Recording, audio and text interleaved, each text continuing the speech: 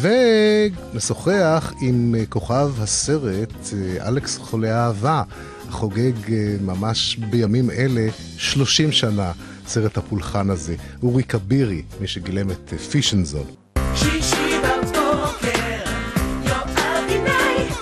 30 שנה לסרט הפולחן של בועז דוידזון, אלכס חולה אהבה, וכבר אפשר לומר שכמה דורות מצטטים את הסרט הזה, חוזרים אל הסרט הזה, הדמויות כבר הפכו להיות סוג של מיתולוגיה. ואני רוצה לדבר עם מי שגילם בסרט ההוא את פישנזון, הילד פישנזון, היקה, הלא הוא אורי כבירי. שלום לך אורי. שלום יואב. מה שלומך? סבבה. אתה חוגג את החגיגות? בטח. כן? אני בדיוק חוזר מצילומי תוכנית הבוקר של ערוץ 2. יפה מאוד. תגיד, הדמות הזאת מן הסתם מלווה אותך, בן כמה היית כשגילמת את הדמות? 15. היית בן 15, ומאז השתנו חייך? כן. באיזה אופן?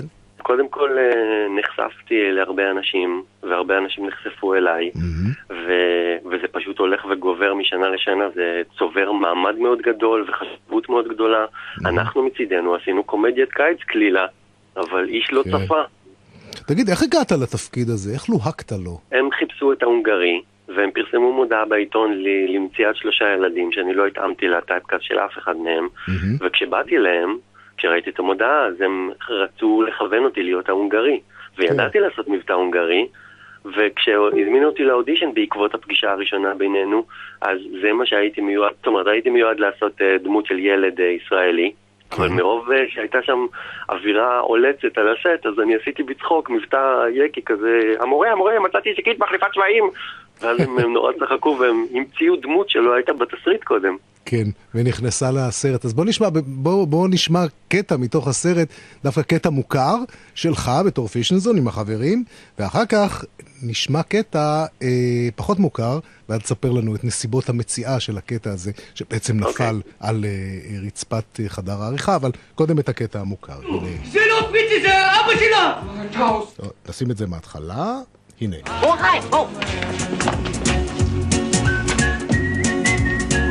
איזה חתיכה. בטח, יש לה את התחת הכי יפה בארץ.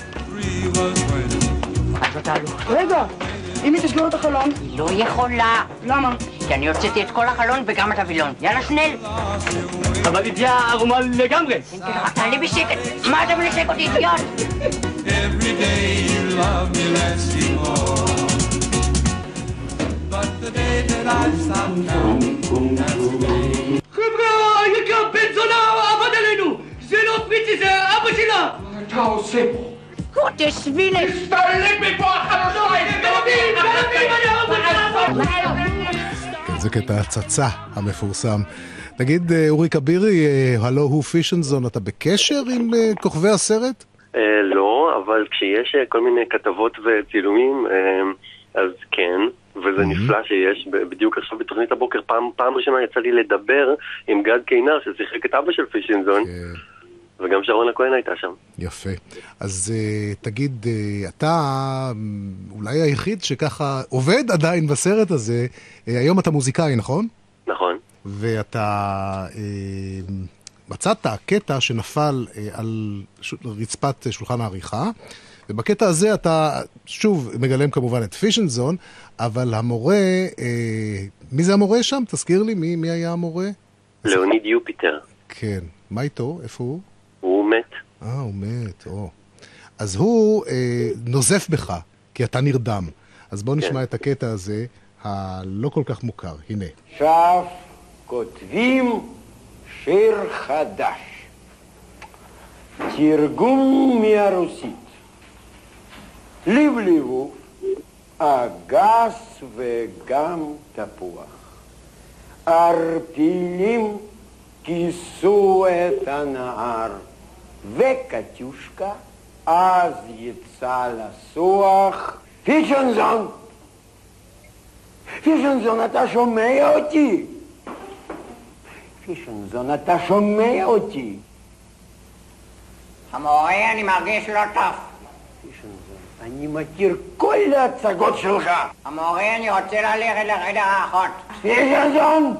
קוראים אותי מורה ליאוניד. לא קוראים אותי מורה, דביל. שקט. המורה, אני חולה. כן, כן, כן, אתה חולה.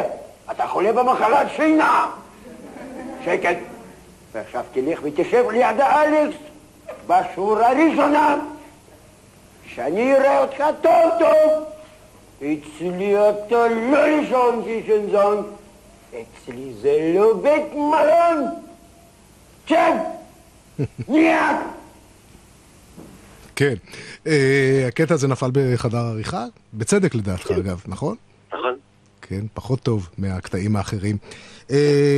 הייתה איזו מחשבה אולי לעשות איזה ריוניון קולנועי לסרט הזה עם כל הכוכבים שלו? מחשבה היא לא אמורה לבוא מצד השחקנים, אלא מצד ההפקה והבמאי. אז אני שואל, האם פנו אליך? כן. האם דובר על לא. דבר כזה? כשדובר על זה, זה לא דובר בדרגים שצריכים לדבר על זה. רק האנשים שמסביב דיברו והביאו משאלה ממש. כן. אבל כשדיברתי עם בועז דוידזון הבמאי, מספר פעמים על זה, והוא, בגלל שהוא חי באמריקה, אז הוא לא יודע כמה זה, את האימפקט שפה בארץ. אז הוא אומר שלדעתו צריך להתקדם הלאה, ולא צריך לעשות בדברים כאלה שוב וזה. ויש בזה משהו, בכל דבר טוב יש, אתה יודע, בכל דבר יש טוב. אורי כבירי. כן. הלו הוא פישנזון, אני מאוד מודה לך. ומזל טוב ויום הולד שמח לאלכס חולה אהבה. להתראות. תודה. ביי. ביי ביי.